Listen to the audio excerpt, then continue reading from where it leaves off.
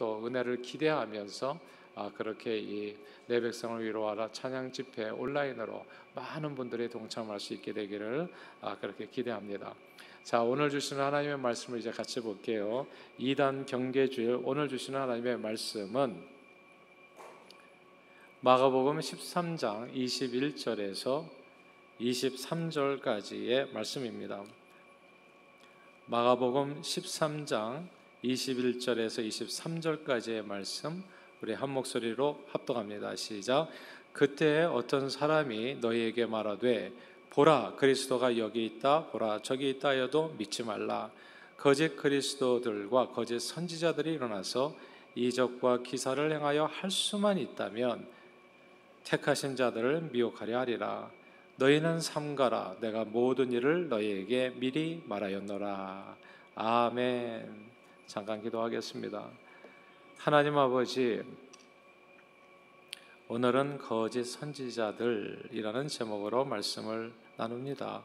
성령 하나님, 각 사람의 심령에 말씀을 통해서 은혜 주시고 또 도전 주시고 깨우쳐 주시고 역사해 주셔서 이단 경계주일인 오늘 오직 복음을 붙들고 모든 이단 사상을 조심하고 경계하고 물리쳐 주님 다시 오실 그날까지 믿음으로 승리하는 저희 모두가 되도록, 복음으로 승리하는 저희 모두가 되도록 축복해 주옵소서.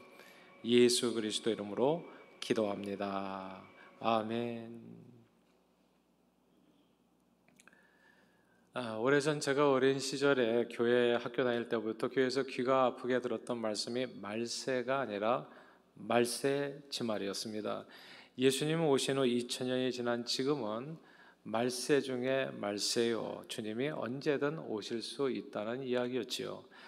그때 말세지말의 증거로 제시되었던 내용들이 홍수 지진과 같은 천재지변, 전쟁, 그리고 통일벼 같은 유전자를 조작한 그런 식물들이었습니다. 사람들이 지금은 진짜 말세다. 왜냐하면 사람들이 막 하나님께서 주신 창조물까지도 막 유전자를 조작한다. 이것은 하나님의 뜻에 크게 어긋나는 일이고 이런 일이 되어지는 걸로 봐서는 지금은 말세임에 틀림없다. 이제 이런 얘기를 주고받았던 기억이 납니다. 그리고 말세 지말에 나타나는 사람들인 거짓 선지자와 거짓 그리스도가 누굴까 했을 때 그 대상자들이 보통 이제 통일교 문선명씨, 그리고 캐톨릭 교황, 그리고 소련 공산당 서기장 골바초프였습니다. 소련 공산당 서기장 골바초프는 요한계시록의 아마겟돈 전쟁이라고 최후의 전쟁이 나와요. 근데 그 전쟁이 중동 지역쯤에서 벌어진다고 이렇게 얘기를 했는데, 소련 공산당 서기장 골바초프가 그 세계 제3차 대전인 아마겟돈 전쟁을 벌이기에 아마 적합한 인물로 그렇게 여겨졌었던 것 같아요. 그래서 우리는 다 그때 거짓 선지자도 있었고 적그리스도도 있었고요. 근데 특별히 이 골바초프는 막 얼굴에 이렇게 머리에 이렇게 이마에 이렇게 붉은 색점도 있었잖아요. 그러니까 이게 누가 봐도 이게 적그리스도 이미지하고 아주 딱 맞아요. 그래가지고 이분이 적그리스도 맞다. 그래서 지금은 말세지 말이다. 그렇게 얘기했던 기억이 납니다. 그런데 골바초프는 아마겟돈 전쟁을 벌이기도 전에 역사 속에 사라져 버렸고 소련 제국은 붕괴됐습니다. 그리고 통일교 문선명씨도 죽었지요. 그러면서 이제 말세의 징조로 제시되는 증거들이 달라졌습니다. 어떤 사람은 몸에 넣는 칩이 666 해가지고 말세의 징조다 얘기하기도 하고요. 많은 얘기들이 있는데, 그래도 많은 사람들이 우리가 피부적으로 느끼면서 뭔가 지금은 마지막이 아닌가 생각하게 만드는 현상이 있습니다. 그게 지구 온난화 현상이죠. 전 세계적으로 개발 붐이 일어나면서 각 나라마다 과도한 이산화탄소를 분출해서 지구의 온도가 올라간 겁니다. 그래서 과거에는 한 번도 경험해 보지 못한 일들이 지금은 이제 자주 전 세계적으로 일어나고 있어요. 태풍, 홍수의 피해가 점점 커지고 있고요. 생태계 환경이 급변하면서 모두가 두려움을 느낄 정도가 되어가고 있습니다. 그 와중에 드디어 팬데믹, 코로나19 바이러스가 꽝 하고 터진 겁니다. 그리고 어쩌면 이 코로나19가 마지막이 아니라 팬데믹의 시작일 수도 있다는 점, 앞으로 이런 게 자주 올 수 있지 않겠나라고 하는 그런 내용이 우리를 더욱 두렵게 합니다. 끝이면 너무 좋겠어요. 근데 이게 시작이라면요. 앞으로 계속 이렇게 우리가 살아야 된다면 생각만 해도 두렵지 않아요, 여러분? 지구 온난화로 인해서 1년 내내 얼어붙었던 남북극의 영구 동토층이 녹아내리고 있습니다. 몇 년 전 녹아내린 캐나다 북쪽 땅에서 700여 년 전에 죽은 순록의 배설물이 발견됐어요.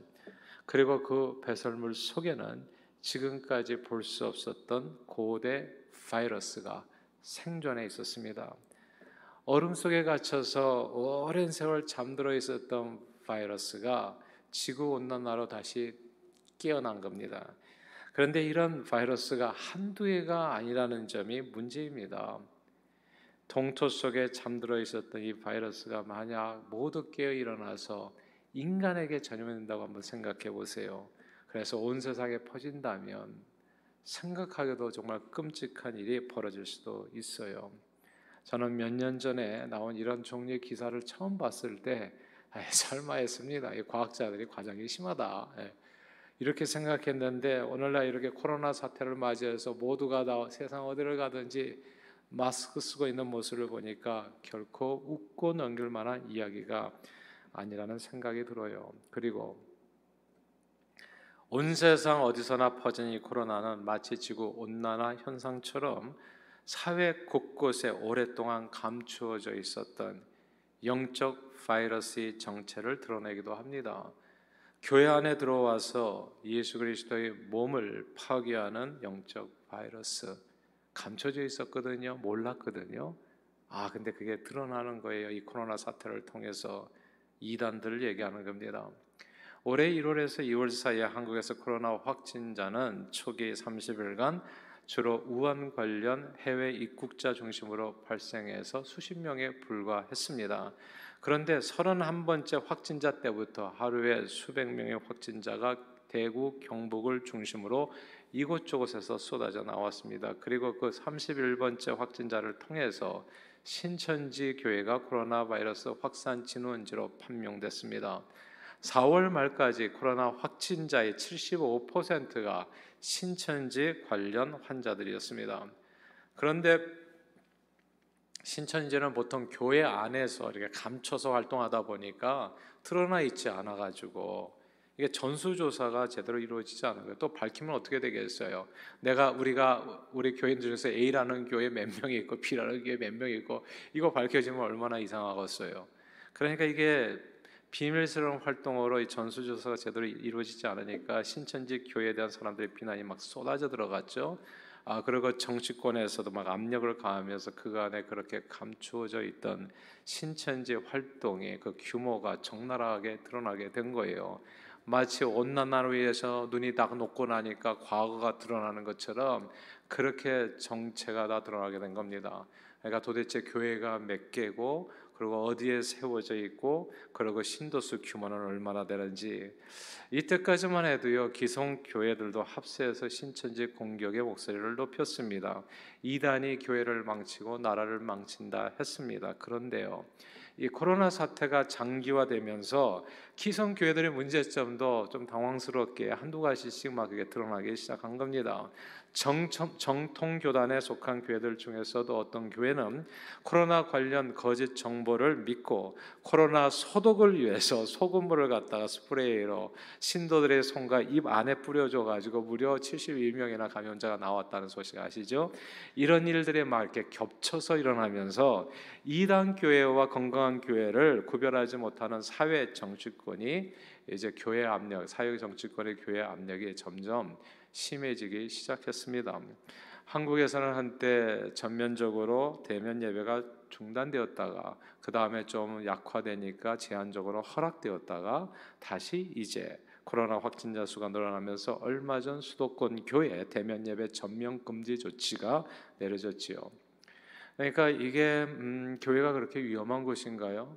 그런데 일련의 사건들을 통해 가지고 이게 하나 이렇게 오버래핑 되면서 이제는 이제 핍박의 어떤 대상처럼 지금 그렇게 이제 이렇게 이야기가 진행되어 가고 있는 겁니다. 자, 이 와중에요 매우 뜬금없이 전광훈 목사님이라는 분이 이름이 한동안 신문지상에 오르내리게 됐어요. 전 목사라는 이분은 그간에 매우 과격한 정치적인 발언으로 주목을 받았죠. 그러다가 작년에 한국의 주요 교단들이 모두 탈퇴해서 함께하지 않는, 어찌 보면 이름뿐이에요. 한계총, 한국기독교 총연합회의 연합회장, 그러니까 대표회장이 되시면서 마치 이분이 한국교회 전체 1천만 성도를 대표하는 것처럼 여겨져서 이분의 발언이 사회적으로 큰 주목을 받게 된 겁니다. 그리고 지난 8월 15일 광화문에 나라를 걱정하는 수많은 사람들이 모였을 때 이분이 또 그곳에서 또 한쪽에서 했나요? 그분들이 다 정광훈 목사님 때문에 모인 건 아니죠. 그냥 다 거기 나라를 걱정해서 모인 것 뿐이에요. 근데 한쪽에서 그분이 현 정권에 대한 비판적 연설을 함으로써 마치 그 모인 사람들이 다 그분 중심으로 모인 것처럼 전체 기독교회가 한국 언론의 도마 위에 오르게 된 겁니다. 그러나 먼저 여러 가지 얘기하기 전에 꼭 한 가지 제가 말씀드리고 싶은 게 있어요. 기억해야 될 점이 있어요. 그거는 이분이 대표회장으로 있는 한기총은 이미 오래전에 무분별한 정치 참여와 그리고 이단 해제, 이단에 대한 분별을 잃었어요. 이단 해제로 인해서 한국 기독교를 대표하는 대표성을 잃은 기관입니다. 그러니까 대표성을 잃은 기관에 이분이 대표회장이 되신 거예요. 그러므로 이름이 비슷해서 매우 혼란스러운데 현재 한국의 8개 주요 교단이 가입된 제대로 된 교회 연합체는 한교총입니다. 한기총이 아니라 한교총, 한국교회 총연합회입니다. 그리고 한교총, 한국교회 총연합회에 속한 8개 주요 교단 이단 대책 협의회에서 광화문 집회가 있기 전인 지난 8월 초에 정광훈 목사를 이단 옹호자로 규정하고 각 교단 총회에서 그 내용을 결의해 줄 것을 요청했어요. 사랑하는 여러분, 오늘은 이단 경계 주일입니다. 제가 이런 얘기하는 것은 오늘 이단 경계 주일이기 때문에 말씀을 같이 나누는 거예요. 현재에 있는 벌어지고 있는 어떤 내용들을 우리가 주의해야 될지를 함께 나누는 겁니다. 원래 이단은 크게 판단 기준 아무나 이단이 되지는 않아요. 그리고 아무나 이단으로 몰지도 않습니다. 교회에서 그렇게 허술하게 이단 정죄하지 않아요. 절대. 이단으로 정죄되는 경우는 크게 두 가지 경우예요. 이거는 그냥 상식으로 이해해 두시면 도움이 되실 거예요. 첫째는 무엇보다도 기독교 핵심 교리에 위배될 때 이단이 되어집니다. 예수님의 신성을 부인한다거나 혹은 직통계시를 받았다고 스스로 하나님인 채 하는 사람들, 이런 사람들이 이단이 됩니다. 그리고 둘째는 공교회의 그 질서를 훼손했을 때, 우리가 다 이렇게 공동체로 살아가잖아요. 자기 혼자만 사는 세상이 아니잖아요. 그러니까 이 공교회 서로 이렇게 교단이랄지 이 연합체의 이 공교회의 질서를 훼손할 때 이단으로 판정받을 수 있어요. 이런 기준에 따라서 여호와의 증인, 신천지, 통일교, 구원파, 몰몬, 다락방운동, 귀신론, 신사도운동, 피지점 사건의 신옥주 씨 사건 아시죠? 이제 이런 사람들이 다 이제 이단이 되어지는 겁니다. 왜 이단으로 정죄하고 조심하라고 얘기하냐면 이단의 폐해가 생각보다 엄청나게 심각하기 때문에 그래요. 그 자신뿐만 아니라 국가적으로 사회적으로 주는 피해가 적지 않기 때문입니다. 예를 들어서 사이비 이단 집단인 신천지에 빠지게 되면 교주의 영생불사를 믿게 되고, 이게 말도 안 되는데 그 교주 이만희 씨가 지금 돌아가시기 얼마 전인데 예전에 통일교도 그랬었거든요. 근데 막 그 교주를 갖다가 그 말을 갖다가 막 신의 말처럼 믿는 거예요.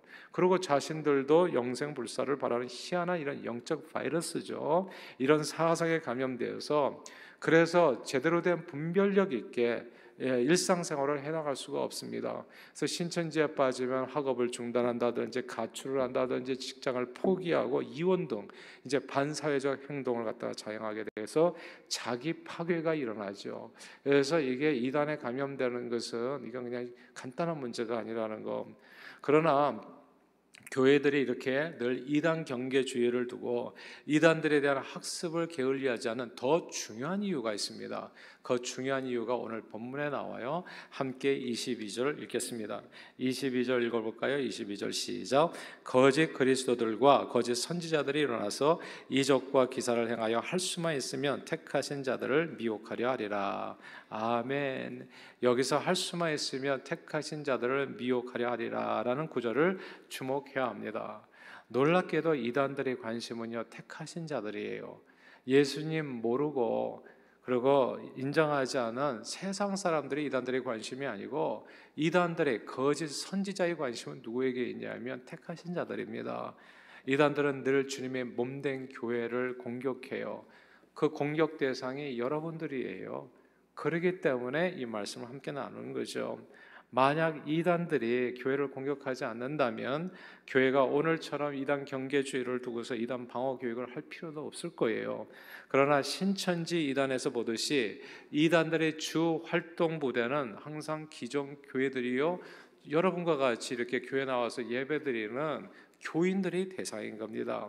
사랑하는 여러분, 이제 캐나다의 동토 술록의 배설물에서 발견된 고대의 바이러스가 만약에 짐승에게만 머문다면 어떻겠어요? 아마 별 문제가 아닐 겁니다. 뭐 짐승에만 머무면 우리가 짐승 죽어가는 데 있어서 좀 안타깝게 생각할 수는 있고, 또 이렇게 연구해가지고 치료처를 발견해가지고 짐승들이 멸종하는 위기를 갖다 면하게 할 수 있지 모르지만, 그런데 아직 남의 나라 보듯이 좀 객관적으로 우리가 생각할 수 있을 거예요. 그런데 그 바이러스가 인간에게 전염될 때가 사단이 나는 거거든요. 박쥐 바이러스가 박쥐 몸 안에만 머물면 되는데 그게 사람으로 옮겨올 때 이제 코로나가 돼서 그래서 온 세상에 고통하게 되고 여기서 큰 문제가 발생하는 거거든요. 이단이 교회 밖에 머문다면 아무 문제가 안 된다고요. 근데 이단 사상이 무서운 것이 몸 안으로 들어와서 문제가 되는 거예요. 교회 안으로 영적 바이러스처럼 그리스도의 몸을 공격하는 겁니다. 그리고 그리스도의 몸 안에서 번식하고요, 다른 그리스도의 몸으로 이렇게 또 전염되기도 하기 때문에 이게 무섭다는 거죠. 이단 바이러스에 감염되면 그리스도의 몸된 교회는 몸살을 앓게 됩니다. 그리고 심하면 죽을 수도 있어요. 코로나 사태를 통해서 우리가 그간에 이렇게 감춰져 있던 신천지 같은 영적 바이러스들이 교회 안에 이렇게 감춰져 있다가 그 사람들이 이제 드러나게 된 거죠. 그러면서 그 신천지 같은 영적 바이러스뿐만 아니라 바이러스가 한 개가 아니에요. 2개, 3개 이런 거죠. 새로운 영적 바이러스들을 교회 안에서 발견하게 된 겁니다. 그래서 어떻게 보면 코로나가 한 기여한 그런 내용들이 또 있다고도 볼 수가 있어요. 교회 안에 새롭게 드러난 영적 바이러스들이 여럿인데 그 중에 하나가 정광훈 목사 같은 분을 통해서 드러난 정치 바이러스입니다. 이게 신종이에요. 몰랐었던 거예요. 근데 알고 보니까 이게 바이러스 맞아요. 감염률이 놀라울 정도예요. 많은 교회, 많은 목회자, 그리고 성도들이 그분의 말에 감염됐지요. 미리 결론부터 말씀드리면요, 이 바이러스를 피하는 방법은 오히려 간단해요. 약은 약사에게, 진료는 의사에게, 신앙은 목사에게, 정치는 정치가에게입니다. 각자에게 주님께서 주신 전문 분야가 있는데요, 그 사이에서 왔다 갔다 하시면 그 분야의 순수성을 잃게 되고 반드시 변종이 발생하게 됩니다. 앞으로 교회는 이 전 목사라는 분으로 인해서 엄청난 내분과 홍수를 겪을 수 있어요. 그러나 미리 오해가 없도록 꼭 드리고 싶은 말씀은, 교인들은 절대 정치적인 말을 해서는 안 된다는 뜻이 아닙니다. 교인 가운데 여당, 야당 정치가 얼마든지 교회 다닐 수 있잖아요. 교회 다닐 수 있고, 그리고 모든 성도님들은 이 사회 안에서 국민이기도 하기 때문에, 교인이기도 하지만 사회 안에서는 국민이잖아요. 국민이니까 각자 정치적인 견해를 갖는데 뭐가 문제냐고요.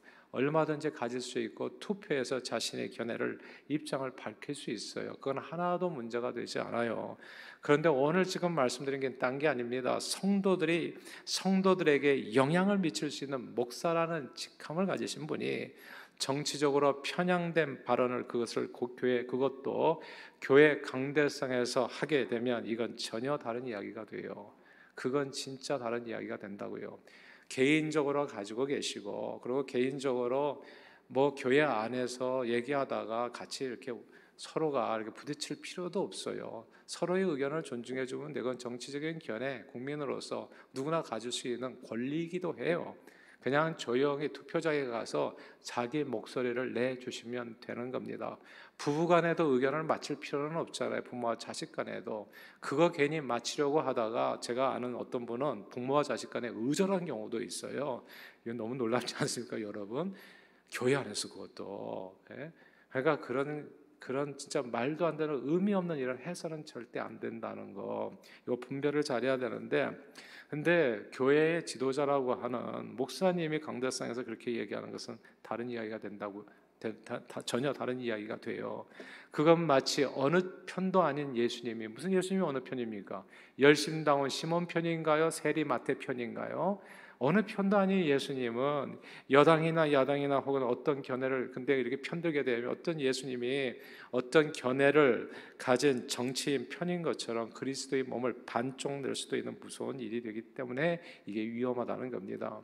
그리고 이 바이러스에 전염되면요, 이 정치 바이러스 전염되면 교회가 죽을 수도 있어요.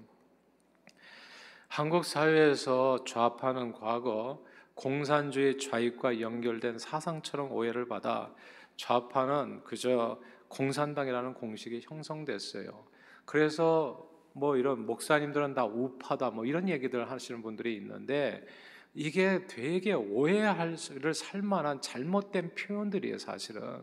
그러니까 이게 제대로 된 분별을 하기 위해서는 이런 단어부터도 제대로 이해할 필요가 있는데 이건 한국적인 특수한 상황에서만 나올 수 있는 오해인데 그러나 정치 세계에서 좌파는 공산당이 아닙니다.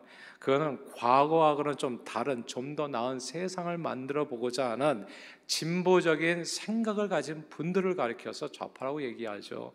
미국에 좌파가 있으니까 당연히 좌파가 있죠. 민주당이 좌파로 생각되는 좌파거든요. 왼쪽이라고요, 말하자면. 그리고 우파, 근데 민주당이 공산당입니까? 그게 아니거든요. 민주당은 공산당이 아니에요. 근데 좌파입니다. 그리고 우파는 수구 꼴통이나 혹은 친일이 아니라 전통적인 가치를 지키자는 보수적인 생각을 하는 분들을 뜻하는 말입니다. 그러니까 좌파는 공산당 아니고요, 우파는 이게 친일이 아니에요. 이런 데서부터 굉장히 혼돈이 많아요. 정치 세계에서 좌파는 좀 더 나은 세상을 만들어 보고자 과거와는 다른 그런 진보적인 생각하는 진보가 좌파고, 정치 세계에서 우파는 그럼에도 불구하고 우리가 지킬 건 좀 지켜야 되지 않나. 그래서 전통적인 가치를 잃어버리지 말자, 좋은 것들은 지키자라고 주장하는 사람들이 이게 보수인 겁니다. 우파가 된다고 볼 수 있죠. 사람의 몸에 반드시 좌우 양팔이 있어야 되는 것처럼 정치 세계에도 반드시 양쪽이 다 있어야 됩니다. 그래야 세상의 균형 있게 성장하고 발전하게 되죠. 한쪽으로 기울면 좌로나 우로 치우치면 반드시 이제 잘못된다는 성경 말씀처럼 그 자체로 하나님 기뻐하시지 않는 악이 될 수도 있어요. 그리고 무엇보다도 좌우로 치우치게 되면요, 교회 사명인 복음을 좌우 모든 사람들에게 전하지 못하게 돼요. 복음의 길에 막힐 수도 있습니다. 그러므로 건강한 교회와 그리스도인들은 각자의 정치적인 견해는 자유롭게 가지시되 다른 생각을 가진 사람을 공격하거나 폄하하거나 해서는 안 되고 항상 서로 존중하며 그리스도의 복음을 모두에게 전하는데 온 힘을 다 써야 되는 겁니다. 사랑하는 여러분, 우리들의 고민은 영혼을 구원하고 예수 그리스도의 이름으로 하나님의 나라를 이 땅에 이루는 것이지 어느 한쪽 편에 서서 정치적인 구호를 외치며 가증하게 그리스도의 이름을 사용해서 편가르기에 앞장서 가지고 하나님의 나라를 되려 무너뜨리는 것이 아닙니다. 설사 그래서 한쪽 편에 섰어요. 오케이, 한쪽 편에 섰어요. 한국에서 말하는 우파, 미국에서 말하는 우파가 아니라 그런 쪽으로 한쪽에 서서 이 정치적인 행각으로 자기가 지지했던 당에 한번 섰다고 집권했다고 생각해 보세요. 그래도 문제가 됩니다. 정치라고 하는 것은 권불 10년이 항상 영원히 가는 정권이 없어요. 그래서 내가 지지했던 당이 만약에 지금 성공했지만 그 다음 해에 다른 당이 된다면 어떻게 돼? 기독교는 함께 망하는 겁니다. 정치와 선 사람은 정치와 함께 망해요. 그러니까 이게 정치 바이러스가 맞아요. 이게 들어오면 자칫 잘못하면 교회는 정말 엄청난 손해를 입을 수가 있습니다. 저는 이 정광이라는 목사라는 분을 통해서 한국 교회가 그 어느 때보다도 지금 더 큰 위기에 처했다고 생각해요. 그리고 한국 교회가 이런 분을 제대로 분별해내지 못한다면 나라까지도 위태로워질 수 있다고 생각해요. 이건 정말 요즘 등장한 교회를 무너뜨리는 새로운 신종, 무서운 영적 바이러스입니다. 그런데 곰곰 생각해 보면요, 이게 지금 처음 나온 바이러스는 아니에요. 이전에 한 사람 더 있었죠. 국정농단으로 감옥살이를 하고 계시는 우리 최순실 씨의 아버지 최태민 목사입니다. 그분은 신학교육을 받은 적도 없고요, 또 그분에게 정식 교단에서 안수를 준 사람도 없어요. 그러니까 이게 가짜 목사가 맞아요. 그분은 진짜가 아니에요. 그러나 그분은 여러 진짜 목사님들과 어울려 다니면서 이제 자동적으로 자칭 목사가 됩니다. 그래서 정치권에서 그 영향력을 행사했었어요. 영적인 정치 바이러스였습니다. 그게 이단이죠. 말하자면 그가 미친 영향으로 인해서 보수 정권이 오늘날까지 영향을 받다 결국 무너졌습니다. 한국 사회에 이건 너무나 큰 손실이에요. 보수 정권이 이렇게 무너지는 건 좋은 게 아니거든요. 균형을 잃어버리게 된다는 것은 항상 위험한 겁니다. 이게 선악을 떠나서 위험하다는 그런 뜻이에요. 그러니까 너무 큰 손실이 미쳐지게 된 거예요. 그리고 이제는 정광훈 목사라는 분입니다. 이분도 보니까 목사 되는 과정이 불분명합니다. 분명한 사실은 현재 이분이 목사증을 받았다는 장로교 대신 측 교단에서 제명된 상태라는 점입니다. 그리고 현재 어느 교단에도 속하지 않은 자기 혼자만의 교회를 운영하고 계세요. 아직 주요 교단에서 이분에 대한 평가가 이루어지지 않아서 지금 제가 이게 드리는 말이 좀 조심스럽지만 현재까지의 형태는 내용만 다를 뿐 이단 교주와 그렇게 다르지 않아요. 그런데 이분에 대한 이 교회 내의 평가가 다르다는 거 아세요? 교회 내에서도 보면 어떤 분들은 혹세무민하는 가짜 목사라는 혹평이 있는가 하면 어떤 분들은 진짜 나라를 위해서 충정이 돋보이는 용기 있는 목사다라고 하는 그런 칭찬도 있어요. 교회 안에. 그러니까 이게 우리가 되게 헷갈리는 거예요. 이걸 어느 선에 서야 되는지. 근데 이런 현상들을 보면서 제 마음에 떠오르는 인물 하나가 있어요. 고려말 신돈이라고 하는 승려가 있었습니다. 역사를 아시는 분은 아실 거예요. 고려말 신돈이라는 승려가 있었는데 이제 고려가 망하는데 지대한 공헌을 한 사람이었죠. 빨리 망하는데 그에 대한 세 가지 평가도 두 가지로 나뉘어 칭송과 혹평입니다. 어떤 사람들은 그를 고려를 망하게 한 요승이라고 말하는가 하면 다른 사람들은 신돈이야말로 고려를 위해서 여러 가지 개혁을 시도했던 인물로 평가합니다. 그러나 이 신돈이라고 하는 중은 오늘날 자칭 목사처럼 자칭 승려가 된 사람이거든요. 불교 어느 종파에도 소속지 않은 떠돌이 승려, 그러니까 혼자만 옳은. 그러니까 보통 승려들은 뭐 결혼을 안 한다든지 혼자 산다든지, 이분은 주색 잡기에 능했었거든요. 할 거 다 하고 살았거든요. 그러니까 자칭 목사 같은 사람이었어요. 자칭 승려. 그러다가 노국 공주를 잃고 시르에 빠진 공민왕의 눈에 들게 됩니다. 그래서 이 중이 왕과 함께 국사를 논의하는 정치권에 들어가게 되죠. 그러면서 고려말 나라를 정치적으로 이끌게 됩니다.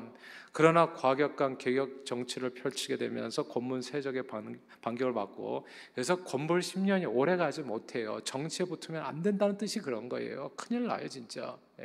오래 가지 못하거든요. 그러니까 권문세족의 반격을 받고 또 개혁 정책의 염증을 느낀 대통령도 변해요, 마음이. 그러니까 공민왕에게 제거를 당합니다. 그런데요, 여기서 개인적으로만 제거당하면 얼마나 좋겠어요. 근데 그게 개인 문제로 끝나지가 않아요.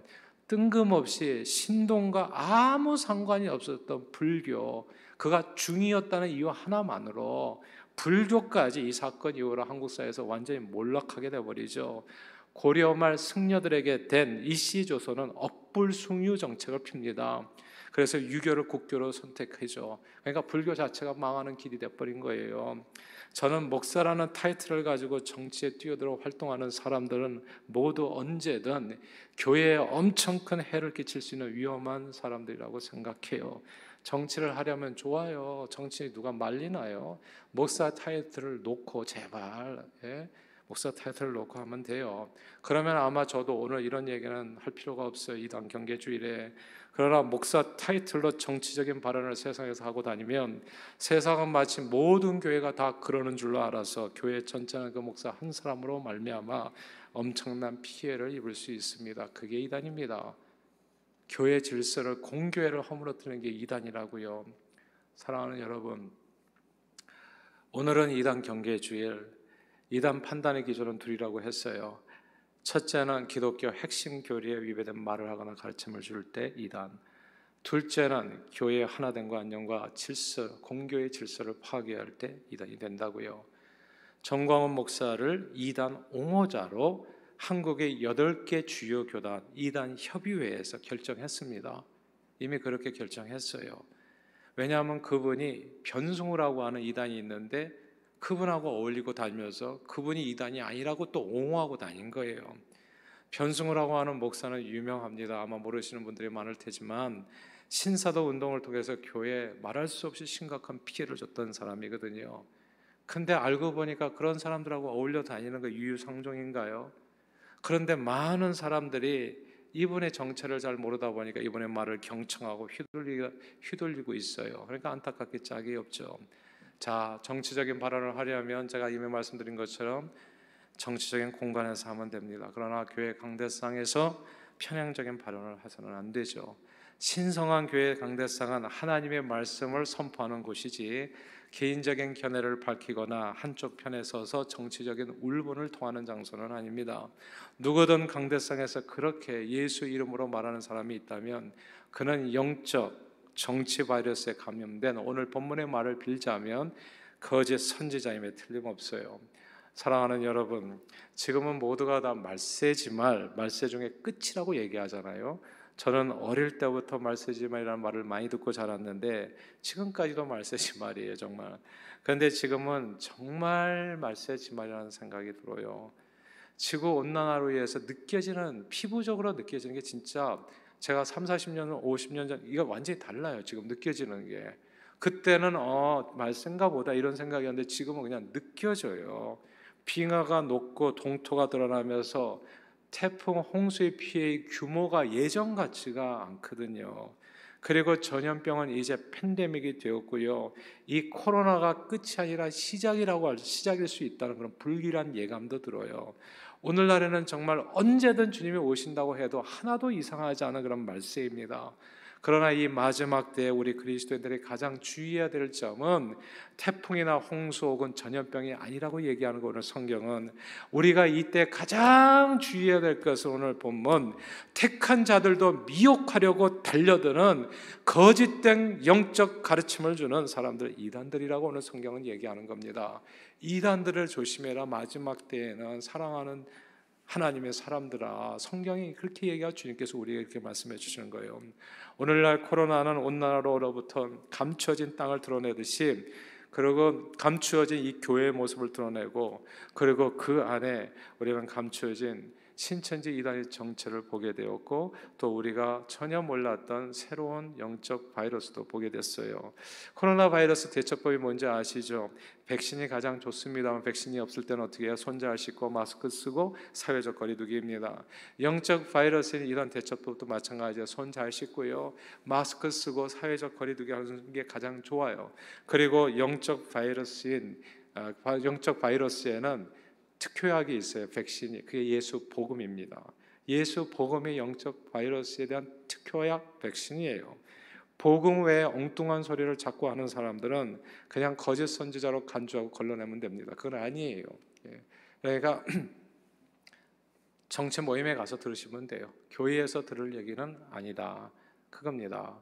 가끔씩 목사님들께서 정치가 아니라 지금 벌어지는 일들에 대해서 얘기할 수 있어요. 하나님께서 기뻐하신 일인지 아닌지, 그거는 좌파 우파 갈 것 없이 다 얘기하는 경우가 있어요. 그런 이 사회에서 우리가 어떻게 살아야 될 것인가 얘기할 때, 예를 들어서, 근데 정치적인 발언이라는 것은 한쪽 편을 드는 겁니다. 어느 곳에 서 있는 거예요, 그 사람이. 그래가지고 그렇게 몰아가는 거, 이게 정치적 바이러스라는 겁니다. 거듭 말씀드립니다. 정치 얘기를 하지 말라는 것이 아니에요. 각자 정치적인 견해를 갖는 것은 국민으로서의 의무입니다. 그러나 정치 얘기를 할 곳에서 하시면 돼요. 그리고 약은 약사에게, 진료는 의사에게, 정치는 정치가에게, 법은 변호사에게, 그리고 신앙생활 영혼 구원은 목사님께서 다루시면 됩니다. 이런 각자에게 주어진 영역이 서로 섞여서 혼란스러워지면 변종 바이러스가 생기듯이 이단이 우리 내에서 독버섯처럼 자라게 됩니다.